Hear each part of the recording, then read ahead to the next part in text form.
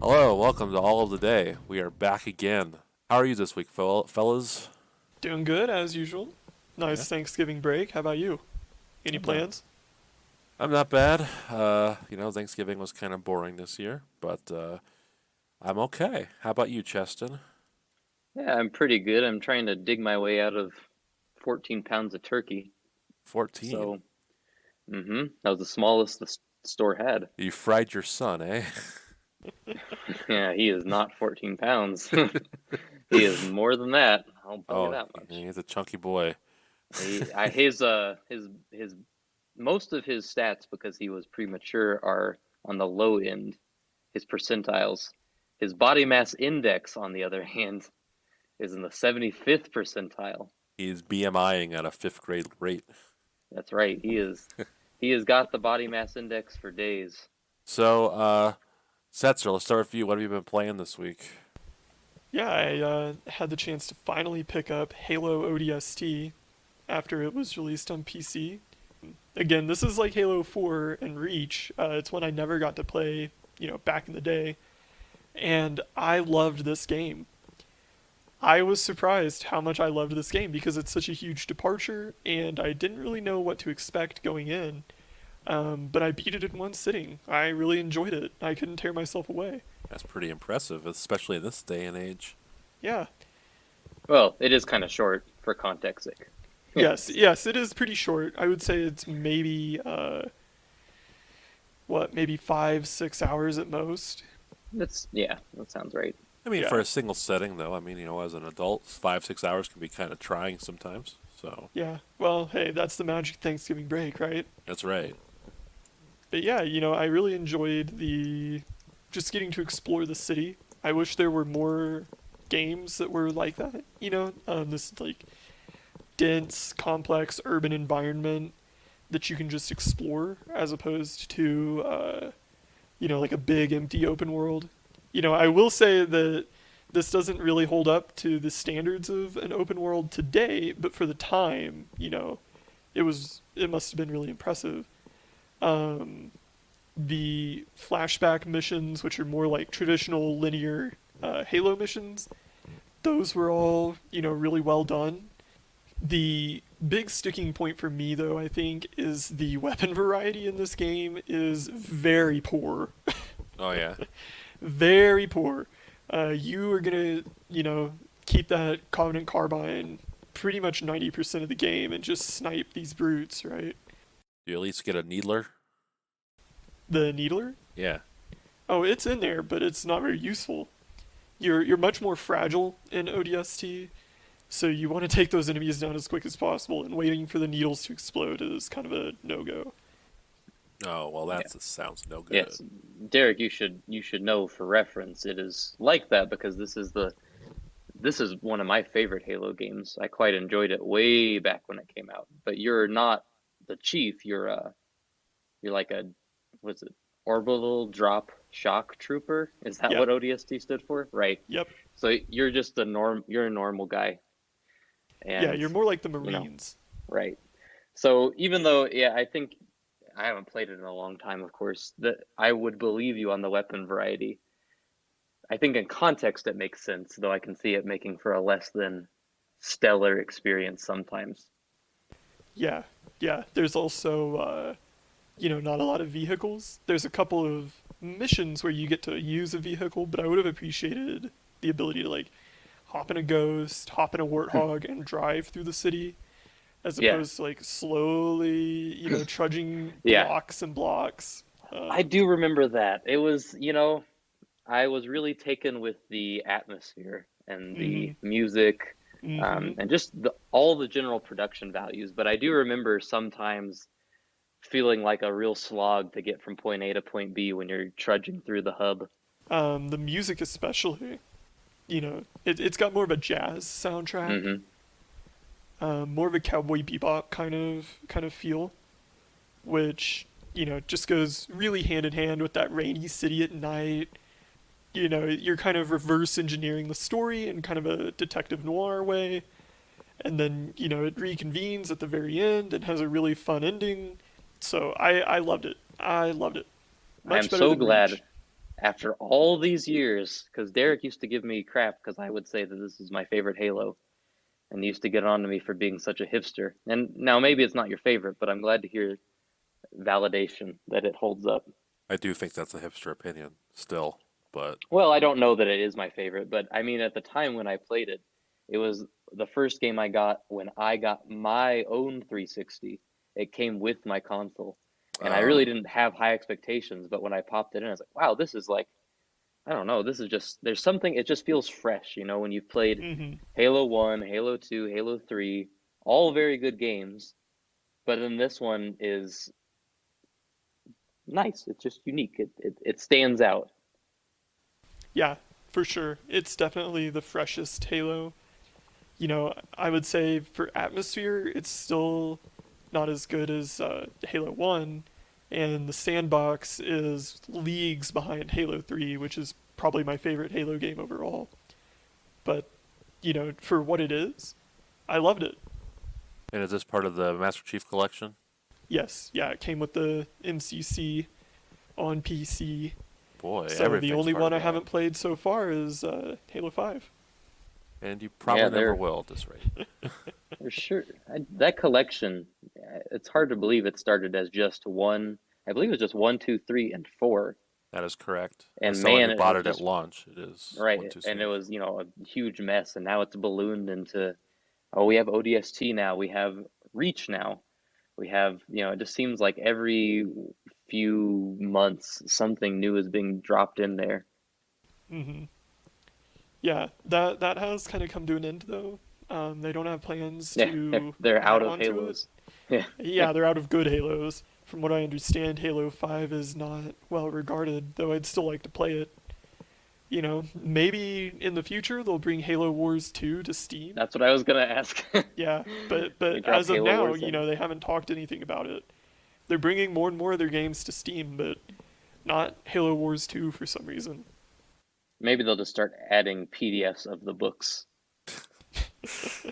That would be a very interesting addition. It would remind me of the, you know how they used to have like Mega Man or Sonic collections on the PS2, and the Yes. extras would be like And they the had the comic comics. books. Yeah. Yes, and that was great. That was So a I, terrible way to read them, but it was yes, cool. but I'd like a return to that. But Halo Hmm. books, so just long novels on the screen. Like, oh yes, That'd be, you know what? That'd be pretty cool. I was joking at first, but I do think that'd be cool. be like when they ported the King James Bible to the Game Boy. Was that a complete port? It was a complete port. You could read the whole thing Is it the best version? clearly on the little Game Boy screen, the crappy lighting. My eyes. So, what else you been playing there? Well, of course, it was the Steam Autumn sale, so I picked up a couple games on that, and I got the chance to play Paratopic. This is a very small, very short, very cheap indie game that is so short that I can't even really talk too much about it without spoiling it. It's basically a walking simulator with kind of a PlayStation 1 horror vibe. You know, a tone that kind of reminds me of a mix of Blade Runner, Half-Life 2, and, you know, just that kind of weird dystopia. It took me probably half an hour to beat it, but I definitely recommend it.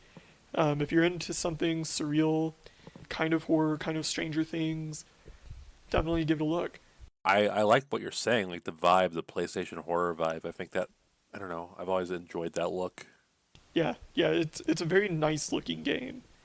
It really captures its style. You know, it's not graphically advanced, obviously, being kind of a PS1 style, but it pulls that style off effortlessly. I dig it. Well, yeah, this has been a year for you to get into retro styles because you had the Dusk and a medieval earlier this year. Hmm. So older styles, the new hotness, I suppose. I also hear you've been playing some Star Wars. Yeah, that's another thing I picked up in the sale. Star Wars Squadrons. I I enjoyed this game. It's very difficult to enjoy anything Star Wars these days. You know, like I said last week, the franchise is kind of circling the drain at this point. But this was a pretty solid game. The story, I for reference, I picked this up for like $20, right? The story, satisfying for what it is. The Imperials get the short end of the stick as always, and I love to ham it up as the Imperials, so that was a bit disappointing. The gameplay is great. I'm not very good at it, but I really enjoy it. I have to play with a controller because the mouse and keyboard controls are so bad. And I, haven't played an action game with a controller in years, so it's very difficult for me to aim with the joystick. But, it's still a lot of fun. I tried a little bit of multiplayer, and I'm completely not surprised that most people, at least from my experience, are just terrible at this game. Like playing with other people against AI, you know? Yeah. I'm over here with like, okay, over the course of a match, I think my average is like 19, 20 kills and, 5 deaths or something like that.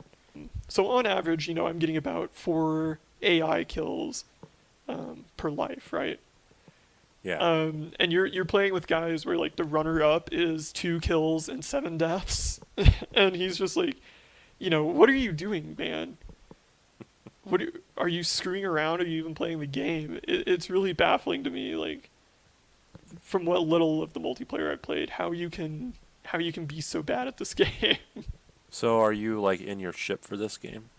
Oh yeah, yeah.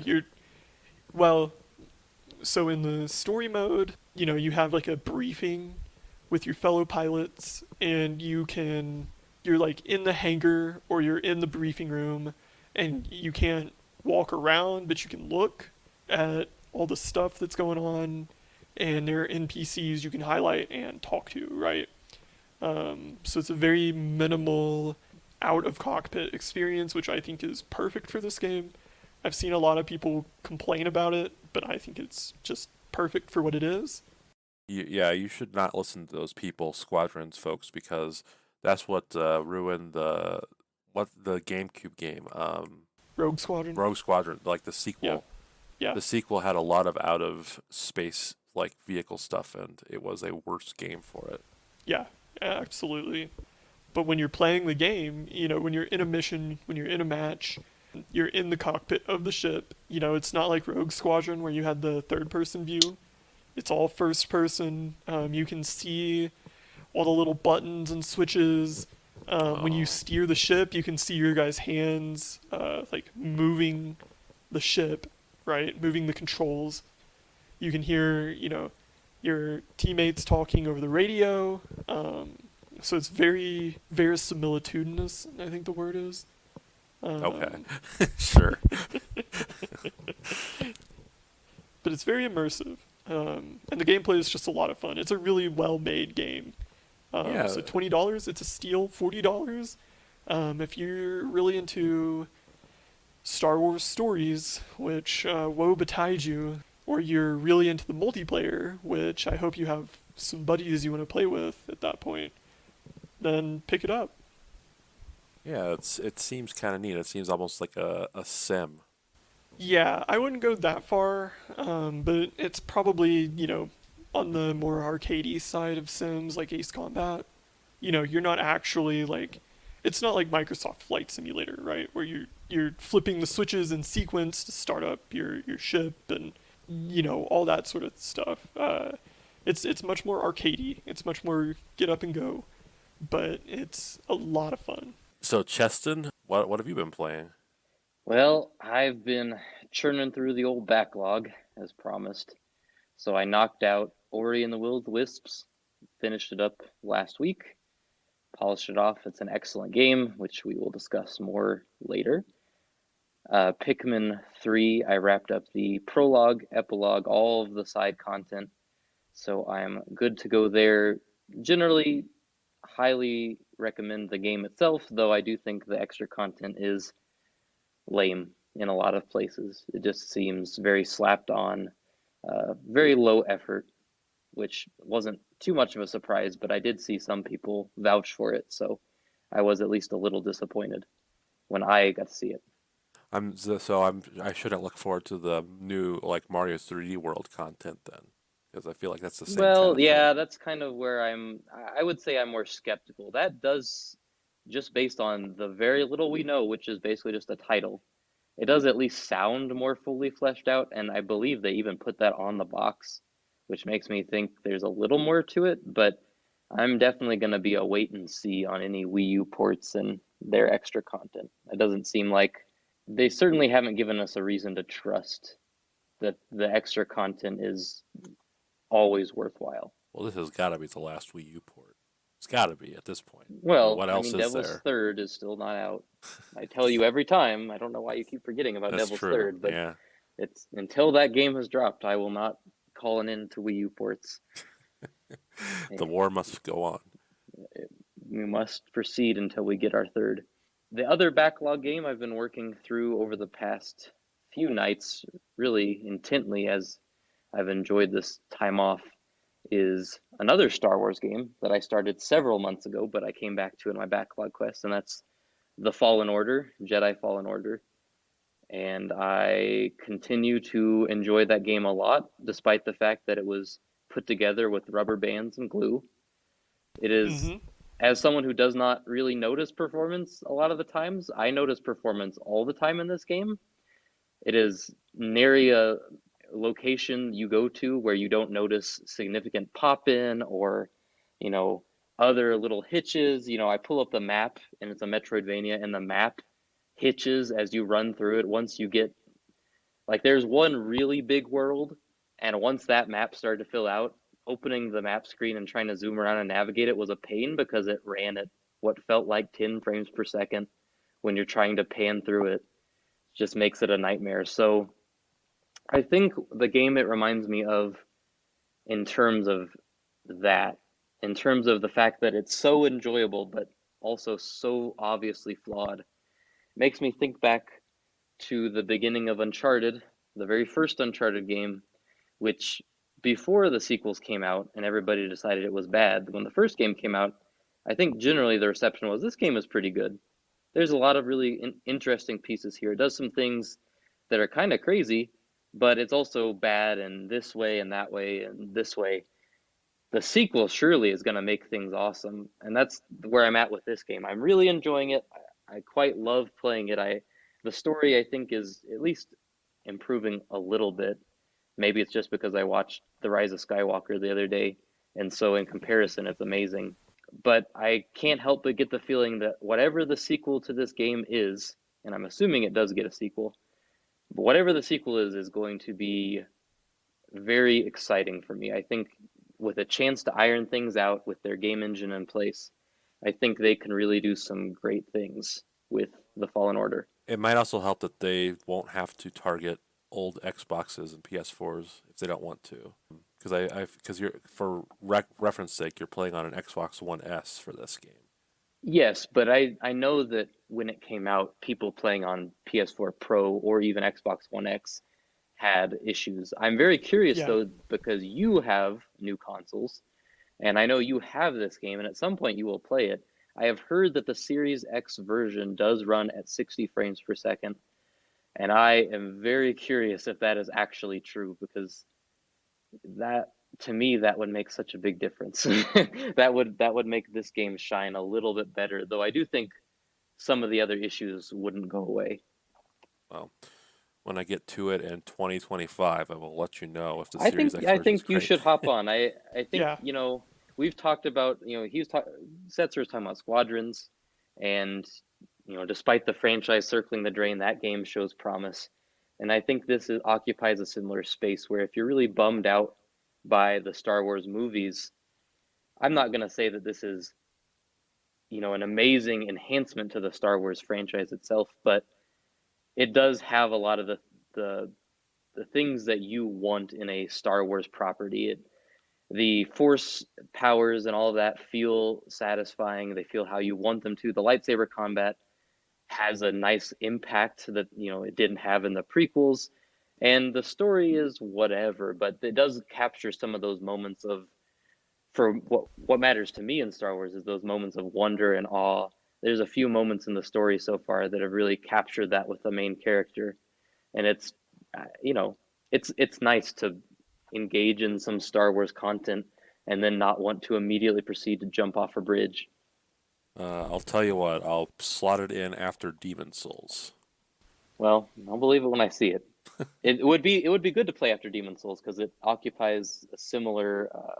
The combat is designed based on the Souls games. Right. Of course, Yeah, much easier. what I've So heard. Yeah. it would be a nice step down. It would be a nice palate cleanser after Demon Souls knocks you silly. Well, I'm all about cleansing that palate. So, is that all you've been up to this week, or is there anything else?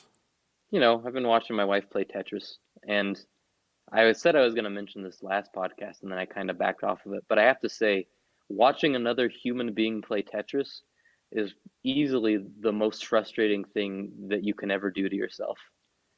Because Now you know how I felt. I know how you felt watching us play Portal 2.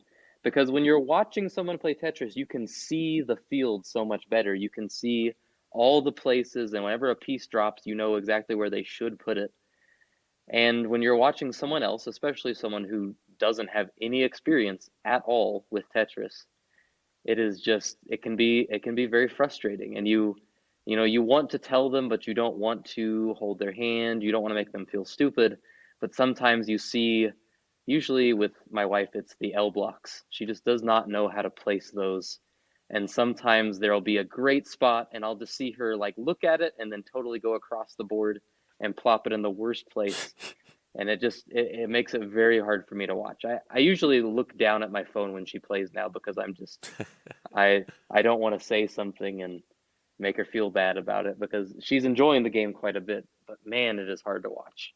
Yeah, you would get mad watching me play Tetris. I don't think I'm particularly good, so I probably make a lot of mistakes like that. I think you're about as good as me. You know, we're not Tetris people, but we've played Tetris in some form or another for, 20 some years. So we have at least some very baseline competencies. But this is someone who's never played Tetris ever. We're not our rocket scientist other brother who won Tetris 99. He has So, won a few games of Tetris 99. so It is something to watch him play. That is a very different experience. oh yes. Then you're like, oh, why am I so dumb? That's more like you're watching him do things. Why would he do that? And then when it happens, you go, oh, Well, he wow. can T-spin on will probably at this point. So, I don't. I think he told me he's done it once. oh, well, so he okay. He's not that good, He's not that insane. Yeah, but I think the T spin is like that's the showy move. Maybe I'm wrong. that's when you want to rope a dope, want to Yeah. want to impress people. Trying to pick up the ladies, Oh showing yeah, off your T spins. it's like It's like you playing Super Mario World. except other people aren't using me or whatever. Like what a foolish plan that was. So that it, Yeah, that's all that's fit to print. all that's fit to print. Oh boy, What about Ori? Well, Ori's excellent. he I wants don't. to talk I more want about to that save later that. I don't want to blow my load on Oh. Ori. because he wants to talk about it in his game of the year when it's number 5 doesn't make the cut. Number 5 doesn't make the cut. Not my personal top 5. Yeah, that's right. It's Well, there's no chance of that. I barely played 5 new games, so it was at least guaranteed for that. I don't know. Maybe the new trend this year should be like the best game didn't actually come out this year. It's like what got the most traction in the news, you know? Among So, Us? Genshin yeah, Impact. yeah, yeah. Well, Oh, Genshin Impact. That's a high quality game for high that quality is going to people. end up on some Game of the Year lists, and that'll be Well, a little. it'll be Mm, like PUBG where people are like, oh, why was this on the number 1 the year it mm. came out? Well, I think people who survived 2017 know why it's there. It's They're just more confounding in hindsight. What do you mean that? What do you mean by that? 2017 was a great year. Well, I don't know. Was it? Yes. Yeah, tons of great games in Persona 2017, man. 5, Oh, Nier, I know Breath of the you like Wild, 2017. Yeah, Mario Odyssey. Breath of the Wild, and then nothing else. Oh, Nintendo. you are No, exposing yourself Cuphead, as a plebeian. Cuphead, Odyssey, Breath of the Wild, done. Persona 5, Yakuza 0, Nier Automata, Oh, where are we? Kyoto, Japan? I maybe. thought this was America, where we play American games Like like Duke Nukem Forever. like Mario Odyssey. Warcraft 3 Reforged. Oh yeah. That was this year. Get out of here, you clown. That was this year. Holy cow! This year's I know it feels like it's been years since that thing came out. Well, I think with how far they've distanced themselves from it, it feels further. They did a real good job burying that in the sand. for better reason. They got to focus on Shadowbringers or whatever the hell that one's called. I don't know what their expansion's called. Shadowlands. There we go. Shadowbringers was Final FF14. Fantasy 14. Yeah, the good game. Well then, let's get on to what I've been playing then. I finally got to the story content of Melody and Memory, and I have finished the story mode, I guess. So, as Cheston pointed out, Kingdom Hearts, the spinoff Melody game, does have a story and plot significance.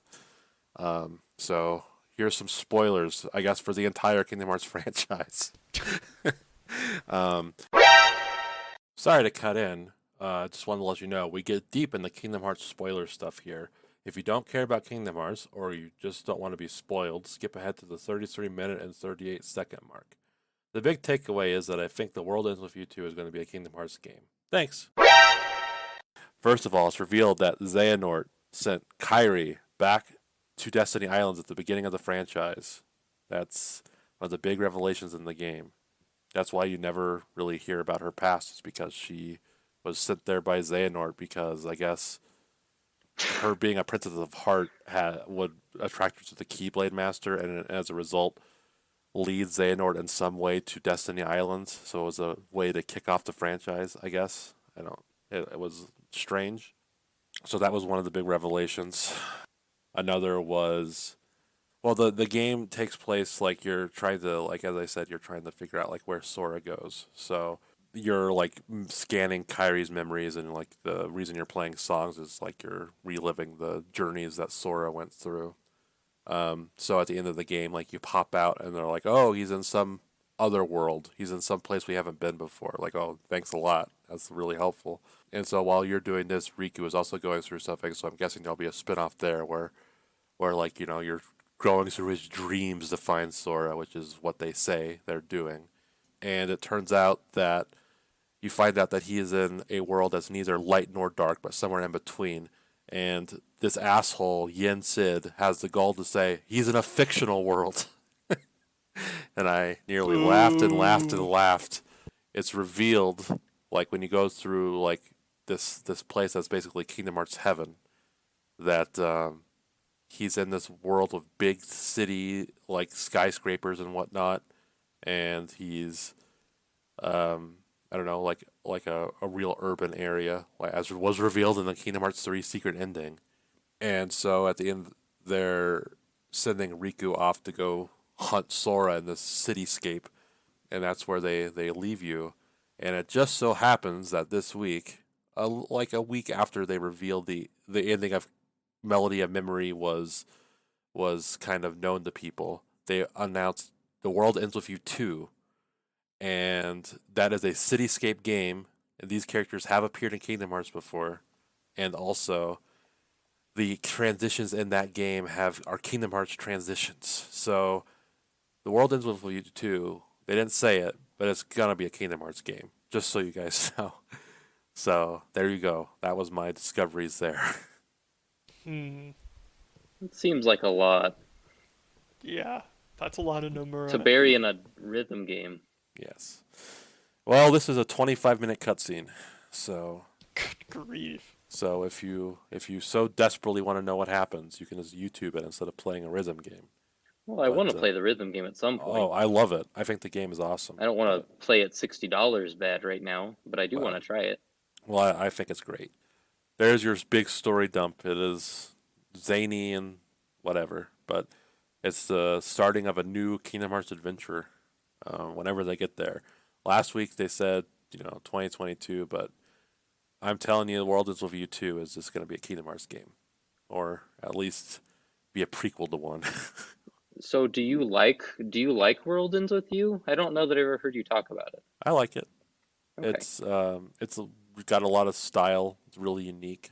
right. I don't I think mean, it I really feel needed to like be tied in with Kingdom Hearts. I think it no. stood as its own thing. But Do you feel like it'll miss something without the two-screen gameplay? no, I don't. But I haven't Okay. played the Switch version, so I can't really say if if that's true or not. Yeah, Um, the but $50 Switch version. well, I bought it on sale for $20, so there you go. Well, you're the real winner here. Yeah, which is still probably too much for a like 15-year-old DS game. But what are you gonna do? Yeah, that's why I think they are finally making a sequel after all this time, is because it's gonna be Kingdom Hearts now. So, but I Well, mean, that would make sense. I did yes. wonder why they suddenly decided that they were going to make another one. Well, I'm just saying the timing of the announcing of the sequel, I think, is not a coincidence. But we will see. If I'm wrong, I will happily eat crow. But I think there is just no way I'm wrong. It's just all lining up a little too coincidentally for me. I look forward to seeing how Nomura really swerves you. Well, that Hmm. would be interesting. I mean, I think The World Is With You is a great game. I don't think it needed a sequel, so I guess we will see. Did you think Um, Kingdom Hearts needed a sequel? well, it kind of ends No. on a cliffhanger, and and I think Kingdom Hearts One is like a great game that I would not have minded seeing more of. So yes, I do think it needed a sequel. So did I really quick, you can obviously edit this out, but did do I misremember the end of Kingdom Hearts 3? You keep mentioning Sora disappearing. Yeah, that's the end of Kingdom Hearts 3. He's gone? Because he He like dies before the because game remember ends. Kyrie gets killed by Xehanort Oh, you and see, I forgot that. and oh god, I can't believe I forgot this. So you know how like a big plot point of Kingdom Hearts 3 is like Kyrie's training and she gets completely cucked in the game, like Yes. she just gets killed and it's nothing. Well, Yeah. in her own game, where she's the main character, the final boss fight, Sora takes over for her and beats like fake Xehanort. So, so in her own game, she doesn't even get a chance to shine. Like, talk about just Holy uh, based. yeah. So like, not even in her own game can she get a spot to shine. So I think that's pretty funny. But uh, Man. to get back on point, he disappears because he's like trying to find her and save her, and in the ending, it's shown like her and Sora are talking, and he just vanishes. Like, Mm-hmm. and the DLC goes into like them searching for her. So it's it's just a lot of fun. Man, I Um, don't remember that. well, it happened. Like, well, you have to remember, all of Kingdom Hearts 3's story is told in the final world. Until that Yes, moment, that's not Kingdom Hearts 3, that's every Kingdom Hearts. no, two mixes it in a little better than the others. Well, yeah, I suppose. You need to play it in 2020 to appreciate it, but Yeah, do I unlock secret content by playing it in 2020? perhaps, Is it a perhaps, Jack in the Box where Nomura pops out and makes fun of me for being an idiot pretty much. and playing his games? Well, it's a very intricate plot that you have to follow all the plot points to Oh, yeah, I understand. don't know that anybody's ever accused it of not being intricate. I don't know that it's ever been something someone has said about Kingdom Hearts. So, on a less convoluted scale, I also have been playing Yakuza Like a Dragon. The first thing I will say is I am playing on Series X, and that console has two modes. It's got normal mode and resolution mode.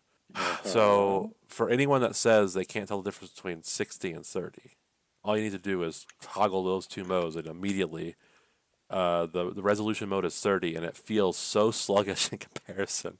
Like, yeah, I can't play it, so I just play normal, which is 1440 at 60, which is perfectly fine. It's an RPG, and plus I don't think resolution looks that much better, where you can sacrifice the performance or whatever. But I think this game's really great. Yakuza is one of those franchises where if you're kind of bored of how the game's playing, you can go do something else. Like, they have like arcade games, you can play Virtua Fighter or whatever. They have like a management mini game, which is a fun little mode where you manage a bunch of businesses. It's like a spreadsheet simulator sort of thing. They have like a Mario Kart Go Kart series of mini games, and all these mini games have stories, by the way, except for Virtua Fighter, where you basically go down, take down like a big squadron of elite go kart racers or evil business owners that you take down in board meetings, that sort of thing. So that's really neat. The main story is also a lot of fun. I don't know, I think about halfway through at this point, and my big takeaway so far is that the main character is extremely likable. He feels like an extremely likable shonen anime protagonist. Um, I just I think one of the main worries people had about Yakuza was that they were replacing Kiryu as a protagonist, and I know that you guys may not know that much about the franchise, but you probably know that Kiryu is pretty beloved, I would say. Um, Well, I know from you, oh, you love okay. him. Okay. Well, I'm glad that I have conveyed that because he is very, let's say he's very popular. And I think they've done a good job at replacing him to the point where I can't help this guy gets a lot more time to shine. I think he's just a great main character. Um, Well, I have a feeling he will. Okay. yes. But I think a I lot of have, people feel this way. yeah.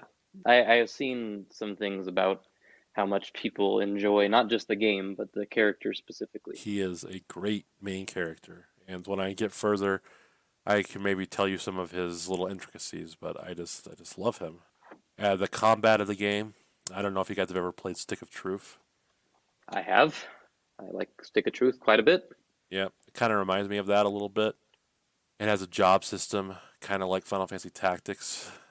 Yes, I've heard there is a, let's say, a, was it a homeless class? Well, that's the one of your characters starts as, yes. Yes. Um, Okay.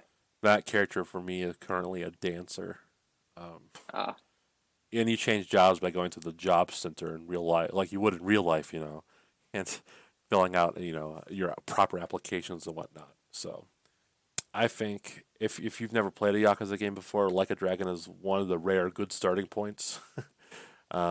It is much like Yakuza Zero, where you can just jump in. I will let you know as I get further in, but I love this game. I'm glad to hear it. I was curious since not only are you the JRPG guy, you're the Yakuza guy. Yes. So if this clicked with you, I figure that would speak well of its qualities. Well, it's a little simpler than the JRPGs I've been playing lately. So for people that only play that one genre, it might be a little simple for them. But as someone that plays a lot of things, I really enjoy it. So is this the only quote unquote next gen game you have played?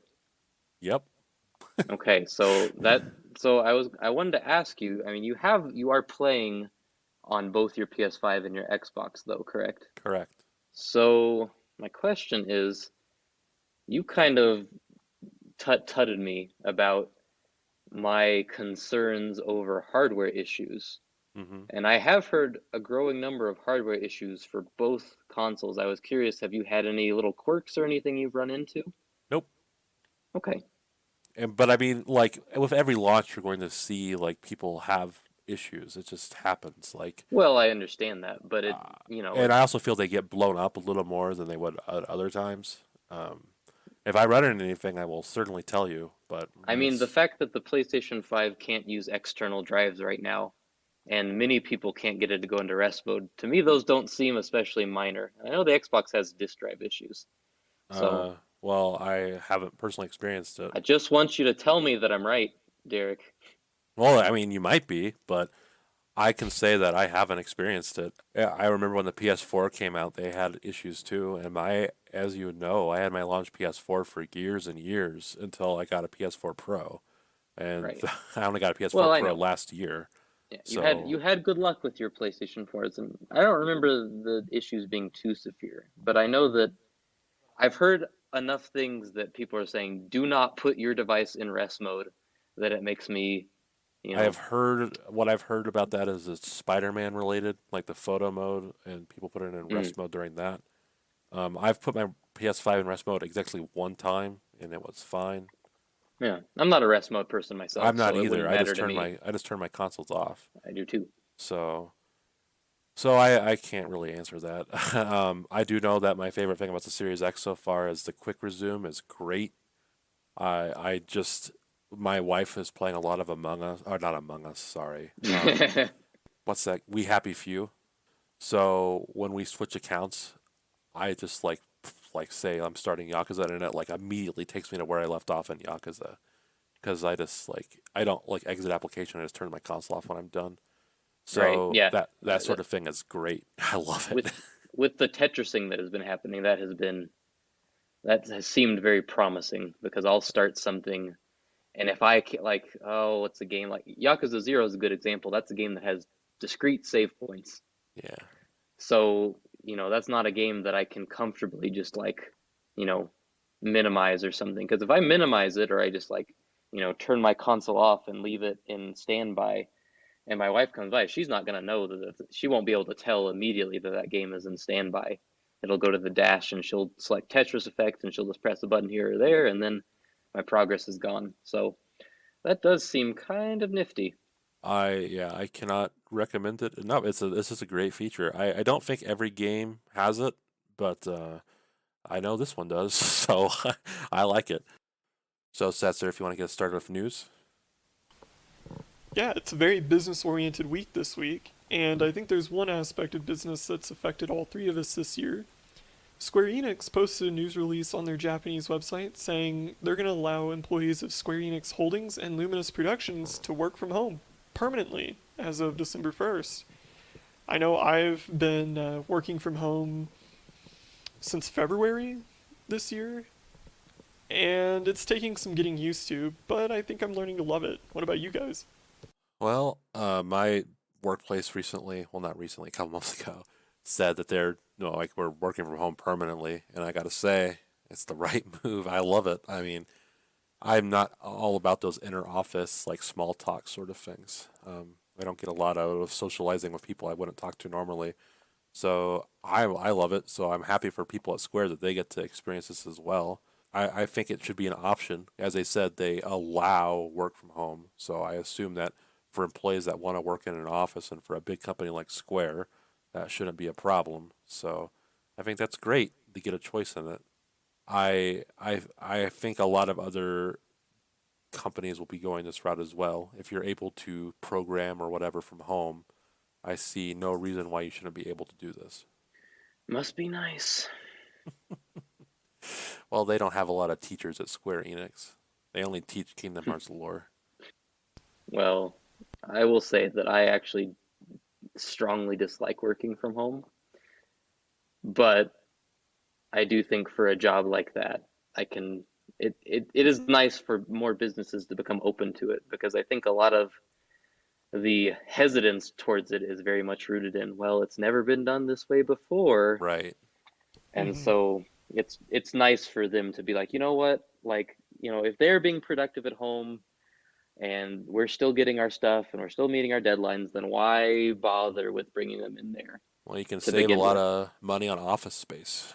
Right. Um, Yeah, I mean that could be a very positive direction for a lot of companies. I don't think the office should die, but I do think that it doesn't need it's not the be all and end all that a lot of people like to imagine it to be. well, as I said, it should be a choice. Like, if a company can have it where you can program your games from home, that should be fine. But if people like really want to work in an office, that should be an option too. So I'm just going to say that Nintendo should work in the office given their productivity during the pandemic. I'm going to say maybe the office space is the place for them.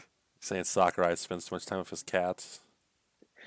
I'm saying that Sakurai spends too much time with his cats. Of course, he was like one of the most productive people during the pandemic with all his videos that he recorded.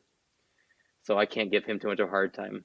How many non-port first-party game Nintendo released this year? One? Was it Animal Crossing? No, they had Animal Crossing. They had Clubhouse games. Okay, They had, well, go ahead. they had Paper Mario: The Origami King, Oh, right, right. Forgot and they about that. had Age of Calamity, which is not It's not a technically first party. Nintendo though. It's So, Koei Tecmo. it's second party, so Yeah. it's close enough. I think they might have had something smaller in the first few months before Animal Crossing, but no, most of their stuff has been Mario, Pikmin, ports. Which, hey, And I'm Clubhouse okay with Game, a that. compilation of a bunch of games that have existed for 80 plus years. So, Don't denigrate Clubhouse games. just saying, that's not the most work intensive That is first not the party game. grounds. That is not the grounds on which you are allowed to criticize that game. I will be the arbiter of criticism for That's true. Clubhouse That's your games. number two game of the year behind Ori. It's close. So, speaking of Square Enix, IGN's Joe Scrubbles writes that the company has been unable to recoup development costs on the latest looter shooter whipping boy Marvel's Avengers, leading to a $67 million operating loss for the HD Games segment in Q3 2020. So, if you do the math, that kind of works out to a development cost of $100 million and sales of just 43 million. Square Enix president Yosuke Matsuda claimed that the game would have turned a profit if not for the advertising costs of this quarter, and he plans to, quote, make up for slow initial sales by offering ample additional content to grow our sales. What do you think? Is the Matsuda gambit here going to pay off? Or is Marvel dead in the water? I think this is too little too late, obviously. The biggest thing you can do with a video game is your first impression. And especially with like a licensed game, the people you're courting are people that are like, their attention is split very easily, I guess is the nice way of putting it. So they're probably not going to, like, once they put it down, they're probably not going to come back. So when you're putting additional content out there, you're chasing like hardcore people that really probably weren't going to give your game a fair chance anyway. So I hope this is a lesson to Marvel, because this game reminds me of Marvel vs. Capcom Infinite, in that it feels like it was put out with the assumption that people would just buy it just because, and apparently that did not happen. So don't chase trends and don't just put out stuff that regardless of quality that you think will just sell. Like, you know what I mean? I think that you're right on the money with the way that, these games, the looter shooter genre, and a lot of other games now are trying to be these lifestyle games, right? Where it's your game that you play. When you get off work, you clock in to Destiny or Warframe or whatever, and you spend the next, however many hours playing that. And then you do the same thing the next day, and so on. And I think that, when you put that kind of game down, if you're the kind of person that is susceptible to that, the kind of person who's going to be buying all the costumes, all of the DLC, that sort of thing, you've probably already moved on to another game that's grabbed your attention in the same way. So we'll see if they can pull people back in. I think Anthem is going to have the same problem. Well, yeah, Anthem is just don't even bother with that. That's over. I just think hopefully this will be a lesson to other developers to maybe, this game I feel like was trapped in development for a long time, but it's still launched with so little content. And, they're depending way too much on people to be obsessive about that little scrap of content. And I just hope that maybe, and this is very doubtful, that developers will take this as a lesson to perhaps launch their games when they are ready to be launched. Well, soon enough, one of these lifestyle sorts of games are gonna completely end the studio. Like, I feel like Battleborn could have ended Gearbox, for instance. So maybe Only. the meme is over. Only like they'll see like only it doesn't work for every game.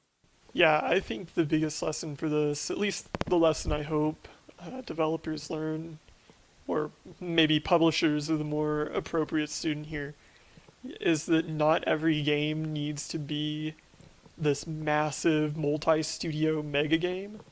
I kind of talked about this last week or the week before, but these are really big games that combine elements that would have been an entire game, right? But if you look at something like Squadrons, great game, fun multiplayer, so far at least. Again, don't want to profess to be an expert on it, but I'm having fun. And it's a $40 game made by one studio, not a huge live service commitment on this game. And it's been very well received and very well liked, Games as a service just really, I don't know, they drain me. No, same. I'm just not a fan. I can't get into that. I jump around too much to be dedicated to one forever. Well, yeah, to me it's not that as much. Like, I could get down with a game for a long time, but I just feel like a lot of times they are designed in such a way that, I don't know, they're just exploitative. Like, they're not actually, fun. They're trying to get something out of you. Sega's actually in a pretty similar position where they're being buoyed by select divisions, we'll say. James Batchelor of GamesIndustry.biz wrote that Sega's parent company, Sega Sammy Holdings, is reporting losses for the first half of this year, but that Sega Europe president and CEO Gary Dale and chief studios officer Tim Heaton say not to worry. The company's European branch is in quote-unquote rude health and growing, whereas the bad news out of Japan revolves around resorts, pachinko, and arcades. He says that the European studios are being given plenty of resources from Japan to build on their existing IPs like Creative Assembly's Total War, and new IPs like a shooter that's supposed to be coming out of Creative Assembly. I think I said it when we talked about this last week, but it's not terribly surprising that their arcade, pachinko, etc. business is doing poorly with the COVID stuff. So I'm just glad that it's not impacting their other branches of business, I should say. Like, I didn't want it to be. I don't know if you remember this, but like in 2008, Sega was like, we're hunkering down. They're only gonna be making like Sonic and Total War and that sort of game. But it's nice to see that they're doing well enough where they can spread the love around still and not just like settle down on the quote unquote classics. So I don't have to worry about Yakuza going back to Japan only territory or whatever. So hopefully this means because I feel like Sega's got like the biggest, I don't know, like one of the more interesting back like libraries or catalog of Stable. IPs. Yes, stable. That's a good word for it. Like I would love to see them dip back in like Jet Set Radio or something like that. So I am glad that doom and gloom isn't necessarily in the forecast for them. For sure, you know, I've been really impressed with Sega's publishing Oh, for these sure. past few years. They have a really diverse portfolio of IP. Their development on stuff like Sonic, you know, that kind of leaves a little bit to be desired, but For sure. I'm really interested to see what kind of new IP they put out. Or if they, like you said, go back to a lot of the Dreamcast era IPs in particular. You could be playing Seaman on your Xbox Series X, man. They just got rid of Connect. It's interesting that they tried a lot of that vocal stuff on the N64 and Dreamcast, like like "Hey You Pikachu" or as you said, "Seaman." Like we're at a point technologically where you could probably bring those back and they wouldn't be bad games. I would think. I think people quite like Seaman. I know, but it was very And Hey You limited. Pikachu. Yeah, oh yeah, because that was where you Pikachu always paid attention to your orders. I'm more of a Pokemon channel man. Of course, but I'm just saying, you bring that back, and maybe they could actually, I don't know, be better games. Unfortunately, Leonard Nimoy is not available to voice Seaman anymore. But Rest in peace. R.I.P., buddy. I don't know. I'm just this is good news because as you said, I mentioned it I think a week or two ago, and Cheston immediately ripped me for it for no reason. But Sega is my favorite publisher these days. I think I had a reason, You're Which you're was? wrong. which is a reason that like, just your Sega love is I I just I can't relate to it. I wish I Yakuza, could. Persona, and Valkyria I know. Chronicles. Well, That's Persona three. is like tangentially Sega, Well, they so publish it, so well, I know, but it's not really I Sega. I'll give you understand. Yakuza. I'll give you Yakuza. Valkyria And I know Chronicles. you like Sonic Forces. Sorry, but they're the best. They can't be topped. When I see Sega's Sega publishing a game, does. yeah, that's right. When I see What? Sega's publishing a game, I'm like, all right, I'll give it a shot. Also out of Japan, SNK gives us international news of a different sort this week. James Batchelor also writes that the Mohammed bin Salman Charity Foundation, established by the Saudi Arabian Crown Prince for which it is named, has purchased 33.3% stake in the Japanese video game company and plans to purchase an additional 17.7%, making it the majority shareholder. I know SNK is kind of a beloved underdog studio. What do you think? They What's are this say for the direction they're gonna go in? Do you think? they are a beloved underdog studio, so it kind of sucks to see them Saudis get a hold of them because that means I can't really actively cheer for them anymore. Um, I think the first thing Cheston sent me this, and I immediately joked that they were gonna like cover up my Shiranui or something.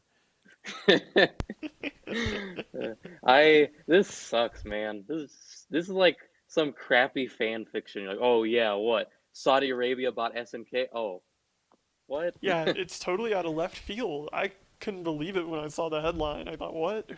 What's the connection? Is there any truth to the rumor that it was because his son really likes SNK games? I mean, I would believe it. That's the kind of that's how they do business.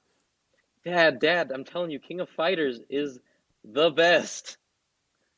You have to buy it, Dad. You have to.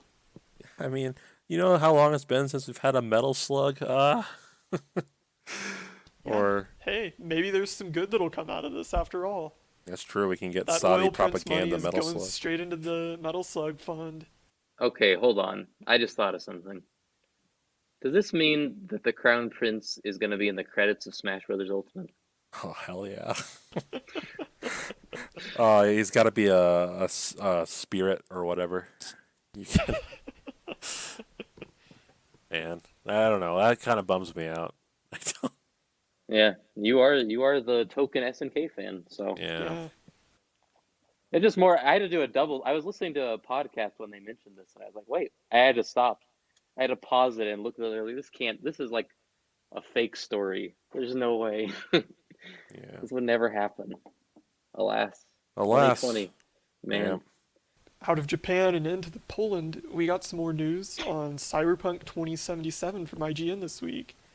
Adam Bankhurst writes that physical copies of the game are appearing in the wild, and 20 minutes of gameplay was streamed by an earlier acquirer. Did you guys catch this footage? I have not seen the footage, no. But I did hear that it was out in the wild. And that's good. That means it probably won't get delayed again. So the December 10th date is final, I would say. Well, probably fake. won't get delayed. Probably won't get delayed. Well, that's true. Little Big Planet was delayed despite being finished and out. So that does happen. But I would say we're probably good. I guess I should amend my statement. I have seen some footage. I saw like a really weird looking Keanu Reeves that didn't quite look like what was seen in promotional trailers. But other than that, I haven't seen a lot of it. Yeah, I saw part of the leaked stream, and my favorite part was the guy. You know, it's an RPG. You got to create your character, right? And he remarks something like, "I don't know what any of this shit means. I'm just skipping through it." And the game warns him, you know, if you don't assign your stat points at character creation, you'll start the game with the lowest stats possible in every category, right? Mhm. And then he's like, "Why is this game so hard?" Oh man, that's always the leakers always suck ass at the games. Have you noticed this before? It's Yes, like yeah. the worst people get it. Like how in the world are like of all the people that want this game early, why is it always the dopes that don't care that get it? Like I remember when Smash Ultimate came out and the people that were streaming it like clearly had never played a Smash Brothers before. Like how of all people are you the one getting a hold of this? So that's this funny to me. Like I can I can just picture like my wife watching someone get there early and playing it like that and getting so frustrated. Like why? Why aren't you putting your stat points where they need to be? He didn't want to read, bro. Well, reading it, in an RPG, who does that anyway? Who cares about the So are story, we right? are we 2 weeks out from Cyberpunk? It seems that way. December 10th, it's 2 weeks from Okay. now. Is your wife is she looking forward to this? Yes, very much so. Yeah. I believe We Happy Few is the bridge, the giving her something to do while she patiently waits for it. I think it looks really good, but I mean, we'll see. Can I tell you something? Yeah. Yeah. I don't know anything about Cyberpunk. Like not even like other than it has Keanu Reeves and it's by CD Projekt Red, and some people think that it's transphobic. I don't know anything about that game. It's based off of a tabletop game. Yeah, from Okay. the 80s. What is the gameplay? Is it Witcher 3 like? It's a first person shooter, walker, I would say talker. Fallout like. That's probably appropriate. Fallout 3 and 4 in New Vegas. I see. Okay.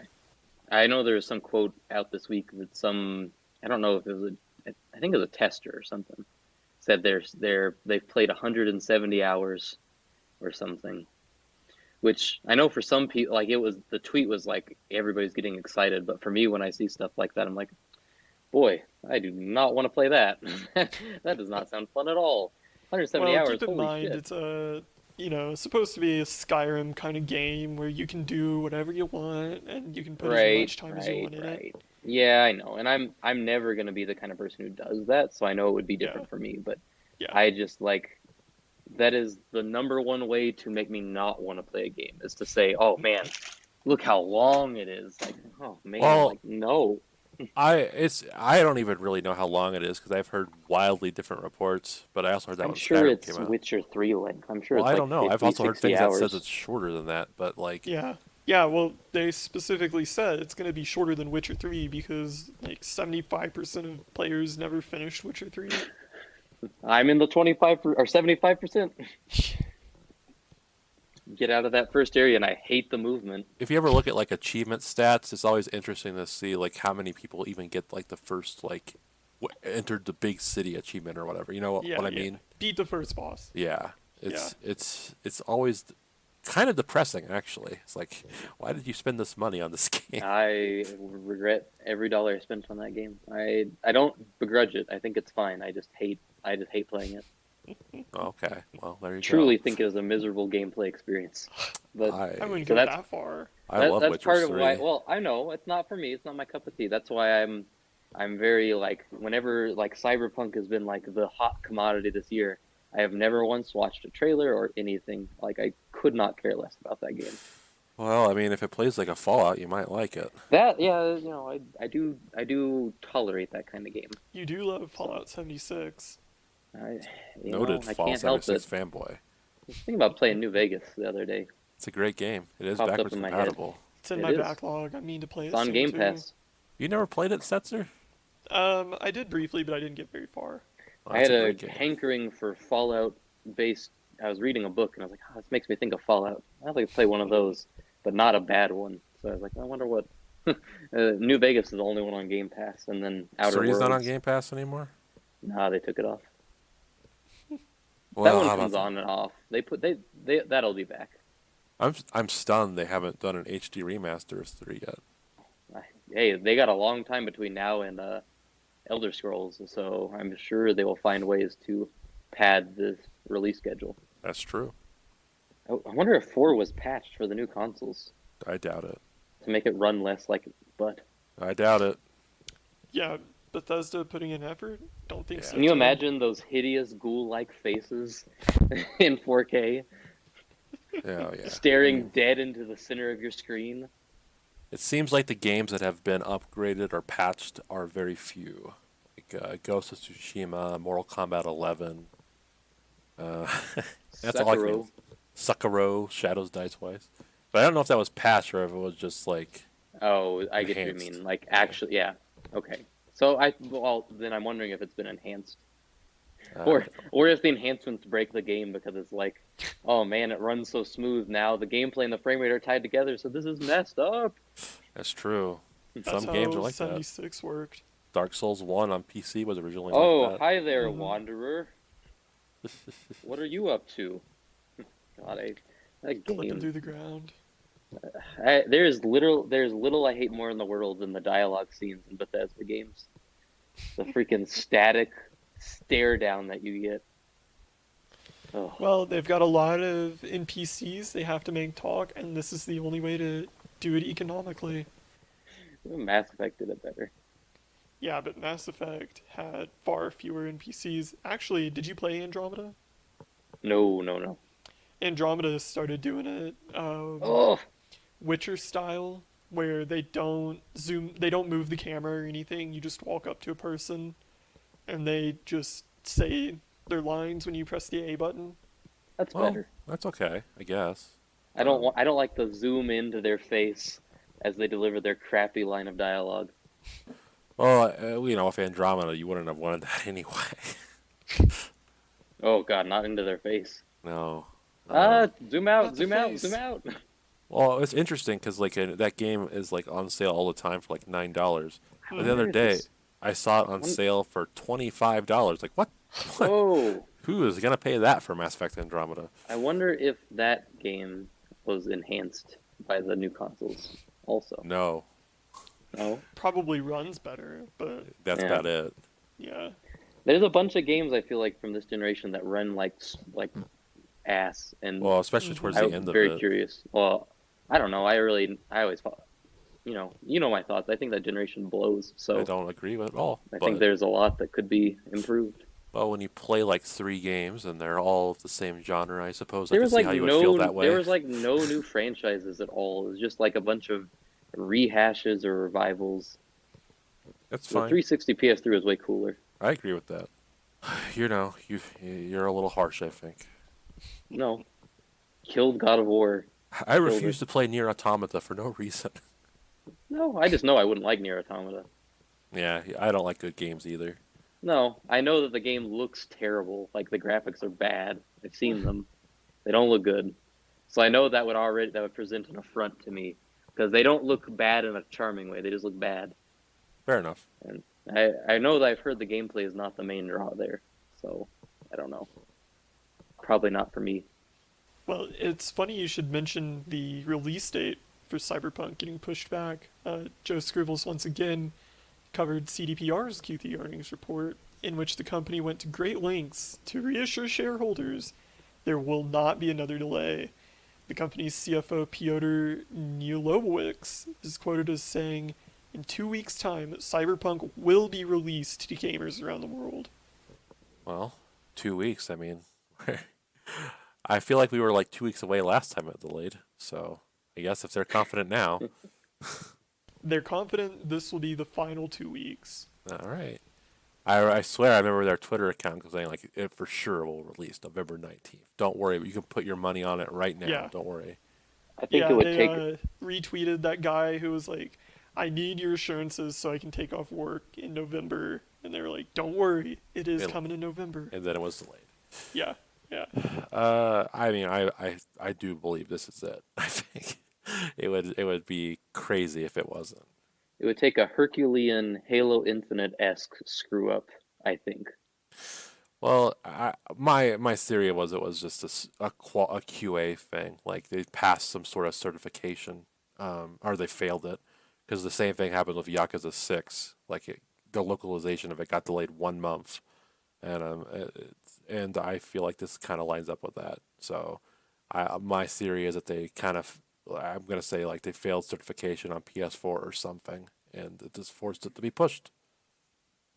I hope it does come out. Those poor CDPR employees must be exhausted. Having Work to the the bone. having the Yeah. crunch while people fight over it. I pray for sweet relief for them Yes. and more gainful employment. It doesn't Well, kill them. their mass layoff that is inevitable afterwards. So, the fun side of the industry. Speaking of monetary figures, generally speaking, right? The venture capitalists shared an interesting visualization of video game revenue all the way from 1970 to 2020. The chart shows the declines of arcade and handheld revenue in the 90s and 2010s.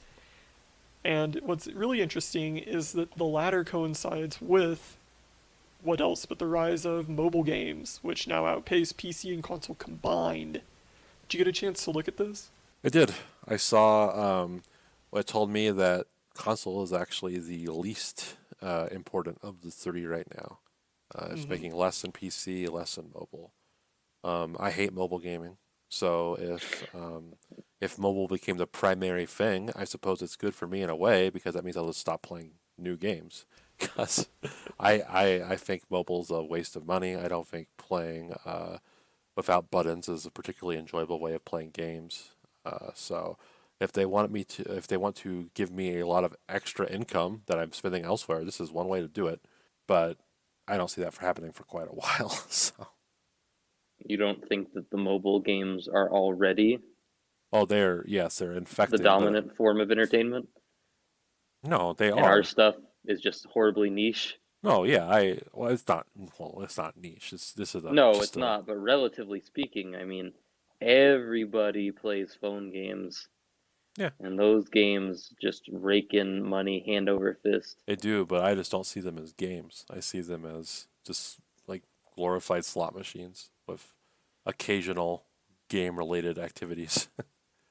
That's why I think this console generation will be really interesting, because people thought last generation would be when mobile took over and then the consoles would just fall into the background.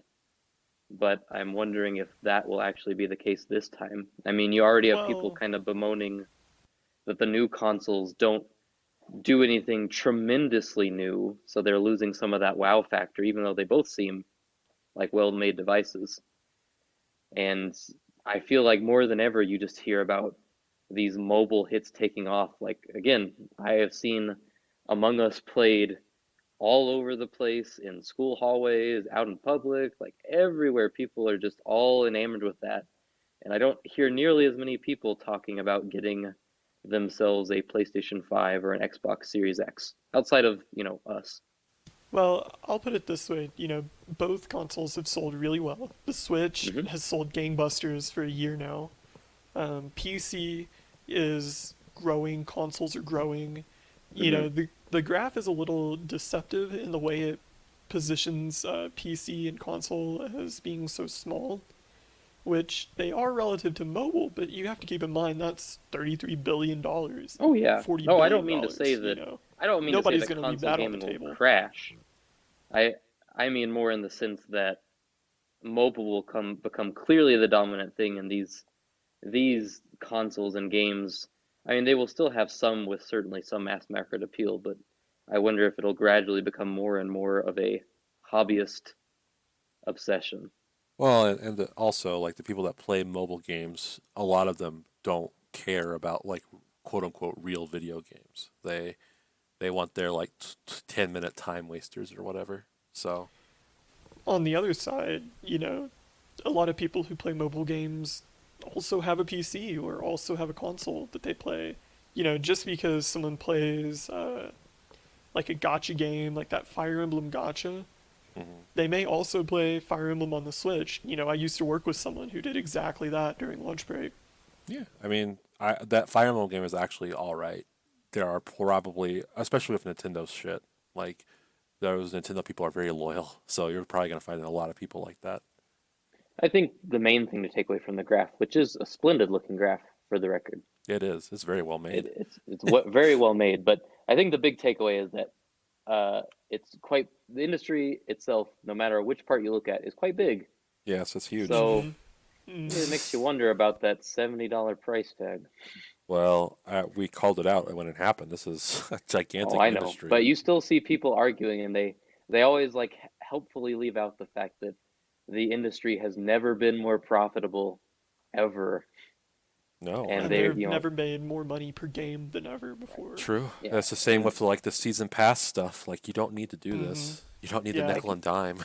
I Yeah. do understand that there are plenty of developers who are underpaid. I really don't think they would be helped by the No, $70 price tag, no anyways. AAA needs the $70 price tag. No, it's they're No. making they're doing well. Nobody should feel sad for them.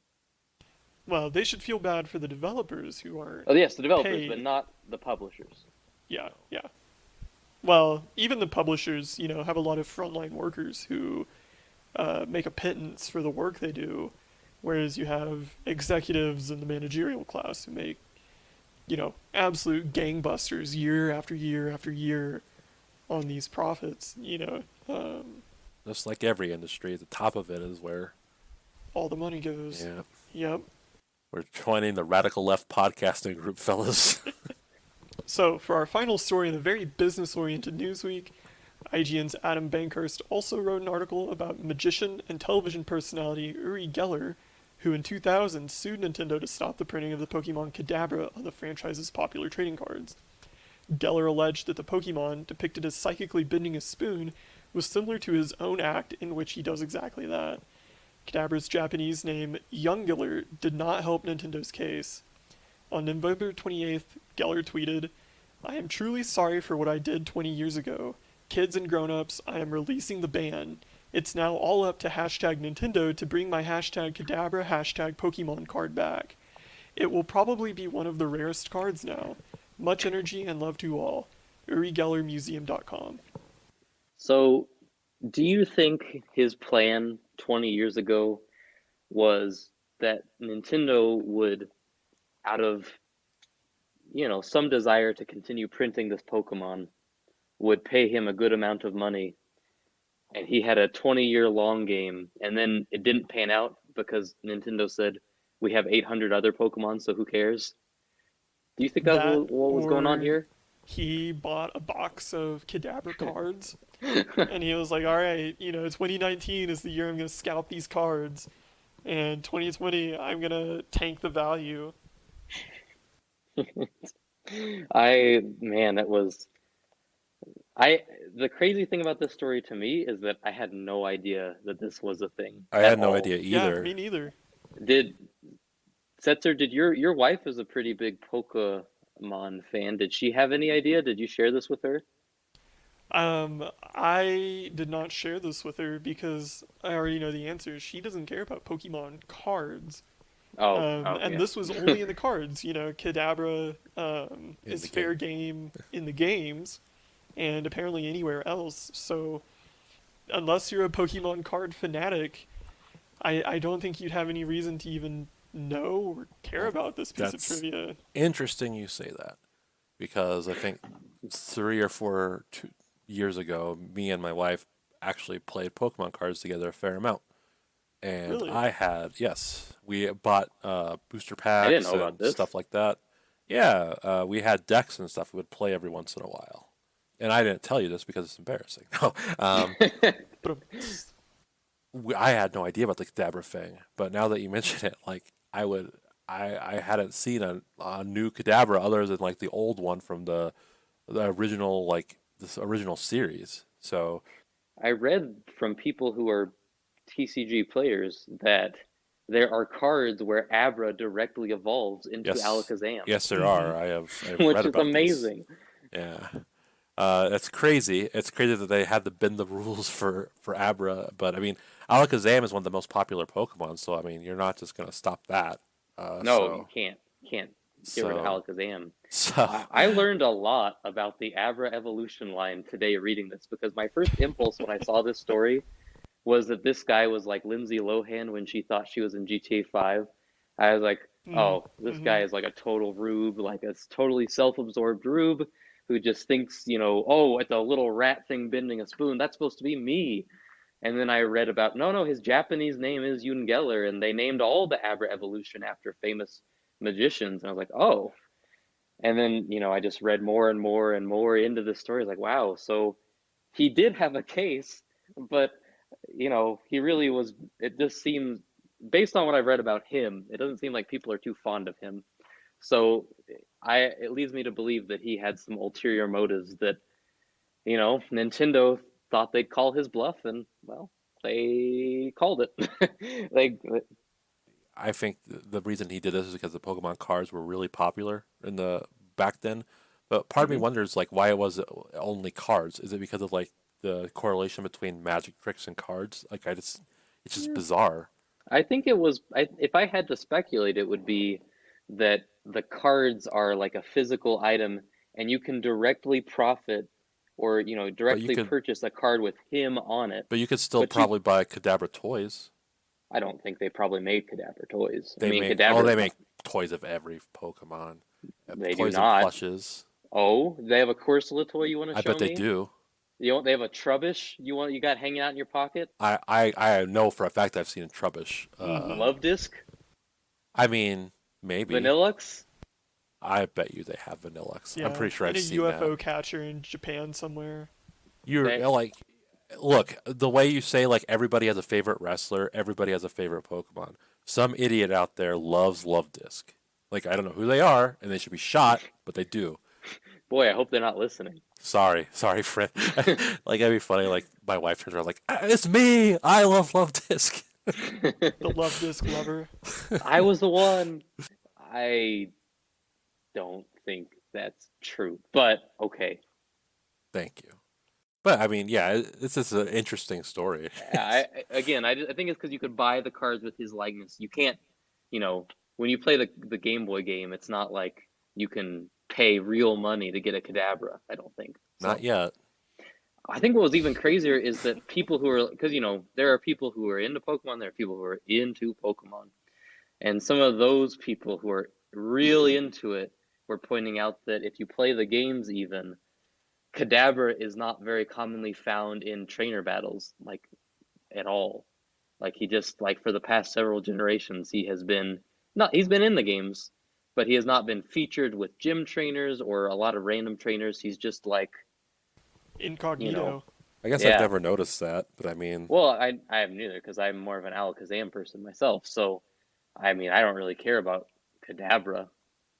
but I mean, like, I guess now that you mention it, like, they always use that pedophile Hypno. Hypno, I do hate Hypno. Oh man, there's some. Hypno look Hypno looks like Harvey Weinstein. I, Or I no, that's agree with that. Drowsy. That's I Drowsy. mean, I'm either sorry. way, I mean, they both fit the same gimmick. I don't trust hypnotists. They're up to something skeezy. Mm-hmm. Yeah, they're Um, con artists, yeah, yes. just like this magician. Well, just like Alakazam. That would be funny, like if Alakazam's like just Japanese name was just Houdini or something. It is. Is it? Yeah. Yes. It's not Houdini. No, the Japanese one of them is Houdini. It's either him or Abra. Oh Lord, that's awesome. Yeah, I didn't know that. I was like, oh, what do you mean? Like, I just thought their names were magic trick names. Like, oh, Abra, Kadabra, Alakazam. The name Mr. Mime Bozo. Abra's name is Casey. Oh, jeez. Kadabra, Jungeller, Alakazam, Foodin. Foodin. Foodin. He likes to eat. So I think that'll do it for us this week. You can reach us on Twitter at alltodaypod or at email alltodaypodcast@gmail.com. This is Derek. Setzer. And Cheston. We'll see you next time. Goodbye. Adios.